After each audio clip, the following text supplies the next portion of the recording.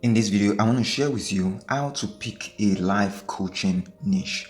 Now, the first thing, one of the things that I look for, one of the things that I focus on when doing these kinds of things is stereotype and uniqueness. Now, everybody says that, oh, stereotypes doesn't matter and things like that, but we all judge people based on our first impressions, and the first impression is based on stereotype. And because when you see someone, the first thing your brain does is to compare that person you see to everybody else you've seen in your life. Now, one of the reasons that I picked Ruri as an example is because she is very, very, very unique, at least when it comes to the kind of content that she makes. I think she's the only one that makes these kinds of content that I know that is like this. Let's do the analysis of our personal brand, and this is my score. This is the way I'm going to rate Ruri on this. Now, these are some of our best videos so far that I've seen. There's the language videos, which are like the most popular, but they've been quite some years in the past. And then there is other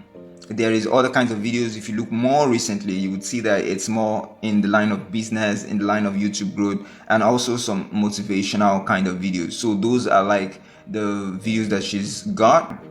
Now, if you look at all of her videos, like I looked into all of them. I've summarized all of her videos into 5 categories, which are the content categories, in my opinion. We have the language learning, and we have the ADHD content kind of videos. Then you have the motivation and personal stories kind of content. Then we have the YouTube growth kind of content, and we have the any money online kind of content.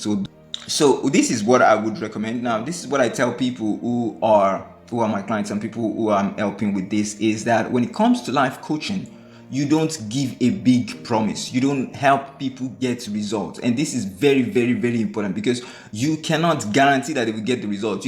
You can only, and this is the way I think about it, and this is the way I recommend, is that you help people overcome something. And the answer I come to is the fear of standing out. So think about these for Ruri, for example. Just as an example, is I help people overcome the fear of standing out. And if you really think about it, it matches our personal brand a lot. So if I were Ruri, for example, and I was watching this, I would experiment with this. I would try this. Even if I don't want to go in this direction, I would just try it for the fun of it and see how it goes. So he has some content ideas, and those are the content ideas. Now for the CTA, because for the CTA, for this, you cannot say you want to sell a guide, or you want to do an ebook, or you want to even do a course. You can't do a course for the fear of standing out. That's almost impossible to sell. It's a very, very hard sell. Like people won't think that, oh, when they take a course, their fear of standing out is gonna go away. It's probably not possible.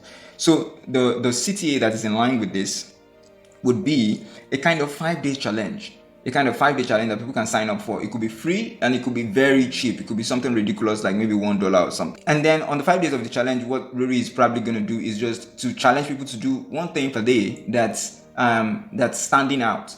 So it could be like, okay, the challenge for today is you have to talk to a stranger, or you have to go take a selfie with a stranger, maybe on the streets, outdoors, or something like that. And it would just be challenging for people who have that fear.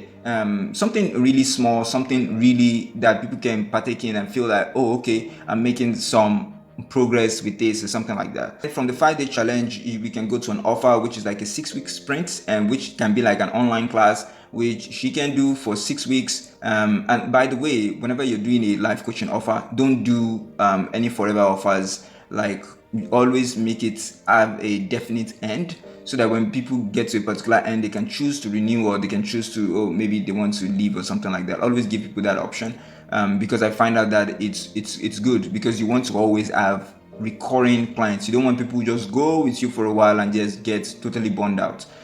You want to keep it fresh. And then from there, she can have an high ticket offer of a 12-week one-on-one coaching. Maybe there are some people, of course, who would see the 6-week and be like, I'm still scared. There are other people that are going to be watching, and I have the money to spend more on this.